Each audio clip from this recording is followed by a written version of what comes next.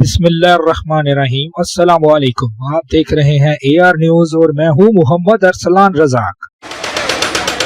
خبر شامل کرتے ہیں ساہیوال سے۔ ضلع انتظامیہ کی قبضہ مافیا کے خلاف جاری کارروائیوں میں اسسٹنٹ کمشنر سرمد حسین نے شہر میں کارروائی کرتے ہوئے محکمہ اریگیشن کی 9 کینال قیمتی اراضی واگزار کرا لی، جس کی مارکیٹ ویلیو 21 کروڑ 38,40,000 روپے لگائی گئی ہے۔ آپریشن کے دوران نہر لوئر باری دواب کے کناروں پر بااثر افراد کے سرکاری زمین پر جانوروں کے بنائے گئے باڑ، لان اور ڈیرے مسمار کر دیے گئے، جن میں محکمہ ریونیو اور میٹروپولیٹن کارپوریشن کے عملے اور پولیس نے حصہ لیا اور تمام مقبوضہ اراضی کو واگزار کرا لیا گیا۔ اس موقع پر اسسٹنٹ کمشنر سرمد حسین نے کہا کہ ڈپٹی کمشنر بابر بشیر کی واضح ہدایات پر قابضین کے خلاف بلا تفریق کارروائی کی جا رہی ہے اور 6 فروری سے اب تک تحصیل ساہیوال میں 266 کنال 14 مرلے اراضی ناجائز قابضین سے واگزار کرائی جا چکی ہے، جو زیادہ تر شہری ہے اور جس کی مارکیٹ ویلیو 90 کروڑ روپے سے زائد لگائی گئی ہے۔